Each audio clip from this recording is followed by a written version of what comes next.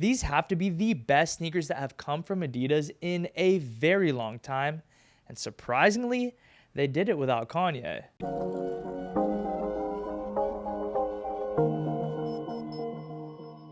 What is good, everybody, and welcome back to the channel. For today's video, we're going to be talking about the newly released Adidas Crazy Infinity 2.5. This is Adidas' brand new offering and attempt to mesh and cross the artistry of contemporary and modern styling with the utility and technology of a basketball sneaker. So were they successful at accomplishing this goal? In today's video, we're going to discuss everything relating to the shoe, of course, unbox them, discuss retail, sizing, all that good stuff. You're going to see them with a few different outfits, and finally, I'm going to be taking them onto the court to give them a performance review. If you guys have been subscribed to the channel or follow me on Instagram, then you know that I play basketball fairly regularly. I'm a leisurely basketball player, if you will. It's one of my favorite things to do as a pastime. It's somewhat of a sanctuary and a refuge for me. And yeah, I just love the game so much, and I'm very much looking forward to sharing with you guys my thoughts on how they perform on the court. But first, I did want to let you know, this is a reminder, that I'm doing a monthly sneaker giveaway. This month's sneaker giveaway is going to be the Jordan 1 UNC toe that recently released. All you gotta do is like today's video, comment your Instagram handle down below, be subscribed to my channel, and be following me on my Instagram. That's essentially it, and what you have to do is do it for every upload between July 15th to August 15th, which on that day I will be announcing the giveaway winner on my Instagram stories. That's essentially it, and back to the topic at hand, the Adidas Crazy Infinity 2.5. Now, many of you guys are old enough to already know this, but prior to signing with Nike, Kobe was an Adidas athlete coming right into the league and had an entire line dedicated solely to him. This was in the early 2000s, and from Adidas came some really crazy looking designs. Adidas really leaned into this concept of really involving futuristic designs, cutting edge silhouette, sharp lines, and a futuristic look overall. Heading into the mid 2000s, Kobe would ultimately cut his ties with Adidas and sign with Nike, and thus the Kobe line would be renamed the Crazy line. Now, there are a lot of people saying that the shoe does bear a high resemblance to the Kobe 1, and they're not wrong by any stretch, but to me, this shoe definitely is very much more reminiscent to the never released Kobe 3. The Kobe 3 ultimately ended up never seeing the light of day due to the fact that Kobe and Adidas did break up during the time when the shoe was supposed to release. But enough about the history regarding this sneaker's design. Let's talk about the shoe before us here and now. They were set at a retail price of $160 and released on July 26 at a myriad of sneaker shops, which does include the Adidas website. And just like with anything that even floats within the atmosphere of being around Kobe Bryant's name, the sneakers sold out very quickly, which does make sense if you were born anywhere in the late 80s, 90s, even early 2000s, then you know what Kobe means to not just the game, not just the culture, but history in general.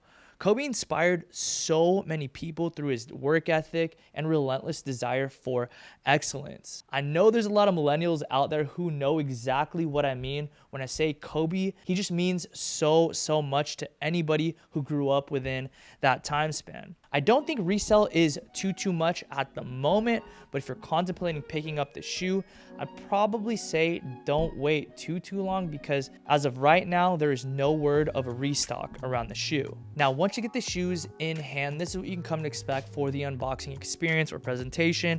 You essentially get an Adidas black performance box, which is the new look Adidas basketball. Inside the box, you've got some tissue paper that wrap the sneakers up, and that's essentially it. No extra laces, no extra hang tags or throw-ins or bags or anything like that, which I'm not mad about. I just thought it was worth mentioning. Now, getting into the sneakers design, what you get from the shoe is essentially a half booty construction, as I've kind of already mentioned, which does feature a dual lockdown system up top, first with the laces, and then of course you've got the zipper closure. This is all encased by what feels like a TPU upper, which does stretch down to the midsole. For the toe box, you have a superstar-like toe box with 3 stripes up top, which is made of rubber. It stretches down through the bottom of the shoe, which is the outsole, and does feature some really nice herringbone traction. At the midfoot of the outsole, you've got a midfoot torsion plate, which does act as support and as a little bit more rigidity to the shoe, giving a level of lockdown and balance, which is something I know a lot of hoopers will appreciate. And that essentially breaks down the design of this sneaker. Now, onto the topic of sizing. From what it sounds like, it seems like the internet is pretty divided. That's a pretty subjective matter. I do personally recommend going 1/2 size up from your Nike size and true to size in what you take in like Yeezys or anything Adidas. The pair that I have here is a size 9.5, and it was because I was wrongly advised to size up in these shoes.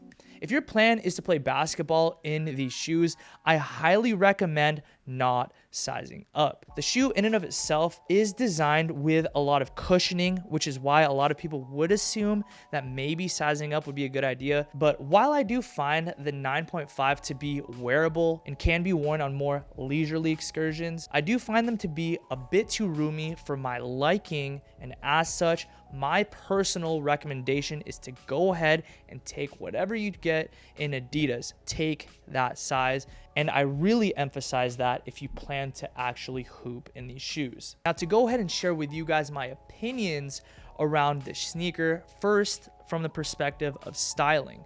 For me, I do think this shoe is really, really good looking. From a styling perspective, I'd probably wear these with baggy sweat shorts, nylon pants, athletic pants, and even cargos. And that's essentially where I would draw the line, because to me, in my humble opinion, I probably would avoid wearing these with denim, as the aesthetic of these, to me, I don't really match what I would want to go for with denim.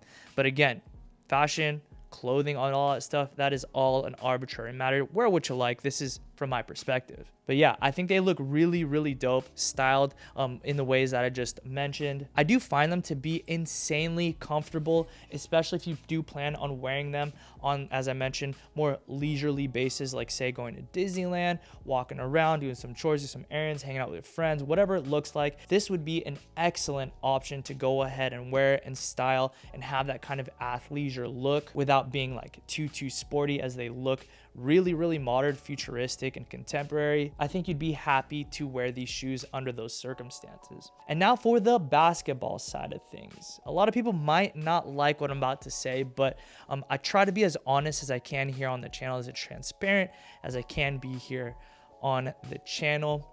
And I'm gonna be honest, I don't really care for these too much from the basketball side of things. I don't dislike them by any stretch, and this might be a great shoe for the right person. But how my game is tailored, I'm more like quick, I'm shifty the way that I play and stuff like that. I need a bit more court feel, and so for that reason, as far as I would go in terms of cushioning system, I kind of draw a line at like LeBron 20s or even KD 13s, which have a good amount of cushioning. These have a lot of cushioning, but in addition to that, they're very, very bulky. Also, what I did find is that the shoe has very, very little ventilation, if any at all. And it being encased in this rubber and TPU, I do find that the shoe runs really, really warm. And as somebody who does suffer from, I don't know, hot feet, if you will, like I get sweaty feet. I know that's a little TMI, but this is not an ideal shoe for somebody like myself.